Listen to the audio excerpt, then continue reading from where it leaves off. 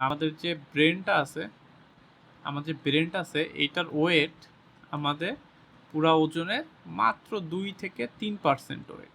And but এইটার যে energy লাগে, এটা ফাংশন করতে যে এনার্জিটা দরকার হয়, সেটা আমাদের পুরা ওয়েটের প্রায় 33%, মানে পুরো এনার্জির পুরো 33%। অর্থাৎ আপনি যে আপনার যে শরীরে যে এনার্জিটা আছে, এইটা 33% ইউজ করে শুধুমাত্র ফাংশন করতে।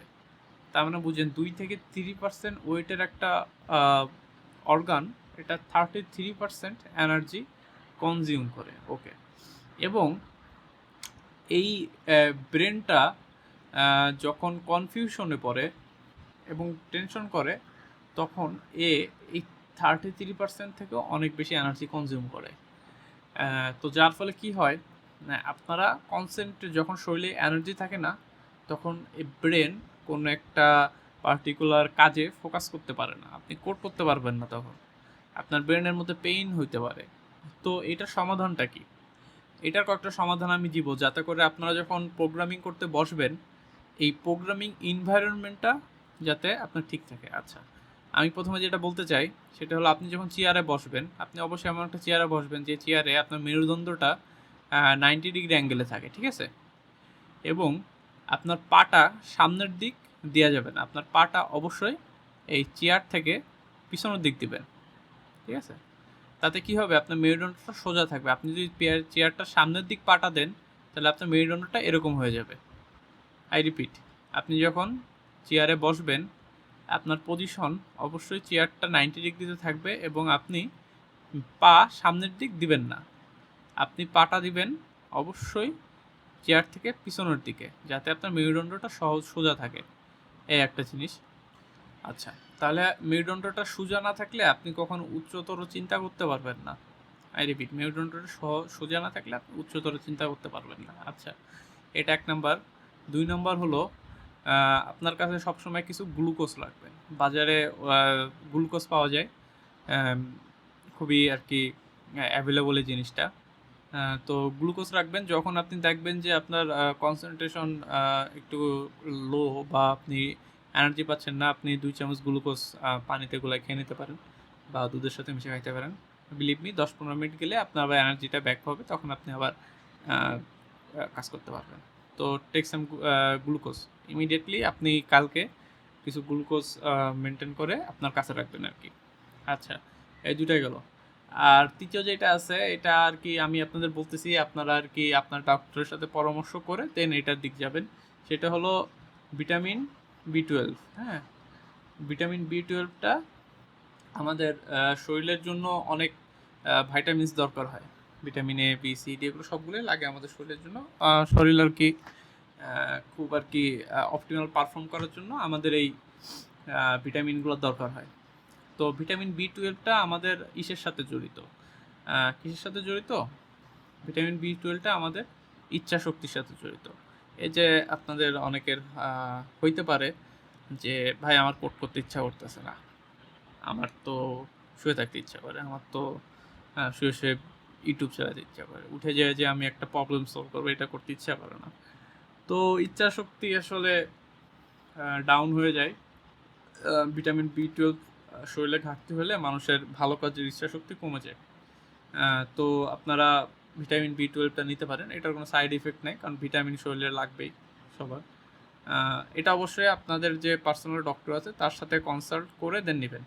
এটা কিন্তু আপনারা ডিরেক্ট আমার কথা শুনে বাজার থেকে ভিটামিন বি 12 কিনে নেবেন না, আপনারা ডক্টরের সাথে অবশ্যই কনসাল্ট করে নেবেন। বাট গ্লুকোজ খাইতে পারেন, এটা খুবই সেফ, এটা কোনো সমস্যা। তো ভিটামিন বি 12 আরেকটা কী করে, আমাদের যে শরীরের যে নার্ভাস সিস্টেম আছে, যেটা আমাদের কগনিটিভ ফাংশনস অ্যান্ড আমাদের আর কি মেমোরির সাথে রিলেটেড, এই দুইটা ভালো রাখে।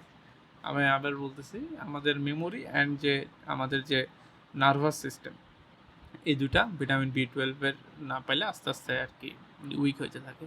তো অবশ্যই আপনারা চেষ্টা করবেন কিছু ভিটামিন বি 12 আর কি সাপ্লিমেন্ট টেক করার জন্য।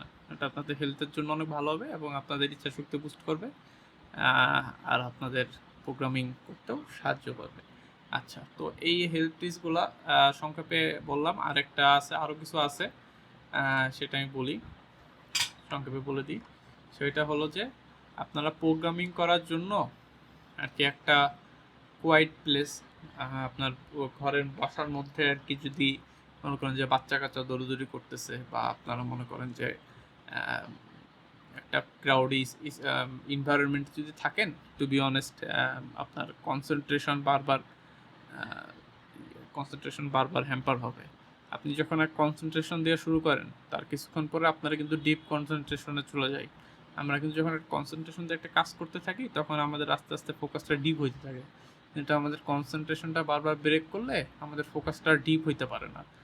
আর ডিপ স্টাডি করলে অনেক অনেক অনেক উপকার আছে ডিপ স্টাডি করার। তো চেষ্টা করবেন একটা এমন প্লেসে বসে কাজ করার, যে প্লেসটা একান্তই আপনি আর কি একটা কোয়াইট একটা ফিলিংস পান ওই প্লেসটাতে, এটা।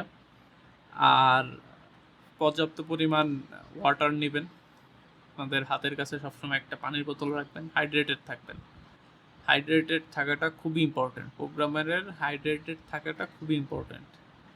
আর আপনারা চশমার একটা ব্লু কাট চশমা নিতে পারেন। ব্লু কাট চশমা সম্পর্কে আপনাদের তো ধারণা থাকার কথা, আই থিঙ্ক। এটা হলো আর কি ব্লু কাট চশমা। আমি সাজেস্ট করবো, আপনাদের চোখে যাতে পাওয়ারও নাই, তাদের যাতে একটা ব্লু কাট চশমা ইউজ করেন, কারণ আপনাদের স্ক্রিন থেকে অনেক হার্মফুল রে বের হয়। অনেক রেগুলো আর কি, ব্লু কাটটা যে খারাপ রেগুলো আছে ওগুলো আটকাই দিবে। আর আপনার আর কি ব্লু কাট থাকলে আপনার ওই চোখটা ভালো থাকবে, কারণ আপনার আলটিমেটলি চোখের ক্ষতি করতে আপনি আর প্রোগ্রামের হয়ে লাভ নেই। আপনার চোখ নষ্ট হয়ে গেলে আপনি প্রোগ্রামারে কী করবেন? আচ্ছা, তো একটা ব্লু কাট গ্লাস খুব কম দামে আপনি বাজারে পেয়ে যাবেন, এগুলো একটা নেওয়ার চেষ্টা করবেন অবশ্যই।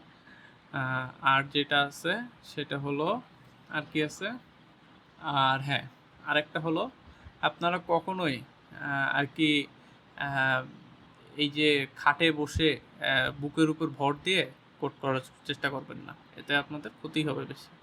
আচ্ছা, অলওয়েজ যে একটা ভালো চেয়ার যদি আর কি আপনারা পান, ওইটা বেটার, যাতে করে আপনাদের আর কি মেরুদণ্ডটা সোজা করে বসতে পারবেন। নাহলে আস্তে আস্তে দেখেন, আমি কিন্তু আপনাদের আর কি সবসময় আমি চিন্তা করতেছি আপনাদের 10-15 বছরের জার্নির কথা বলতেছি, এটা কিন্তু 1-2 দিনের বিষয় না। তো হেলথ ইস্যু কিন্তু আস্তে আস্তে হয়, বুঝছেন? তো এগুলো আর কি আপনারা মেনটেন করবেন। আমি অনেক দিন ধরে কাজ করতেছি, আমি এই জিনিসগুলো আর কি এখন এসে আমি বুঝি যে আসলে এটা মেনটেন করা কতটা ইম্পর্টেন্ট। এগুলো কিন্তু আসলে ইম্পর্টেন্ট। একটা ভালো পোশ্চার, হাইড্রেটেড থাকা, দেন কিছু ভাইটামিনস এবং গ্লুকোজ, এগুলো খুবই ইম্পর্টেন্ট। ওকে, ঠিক আছে।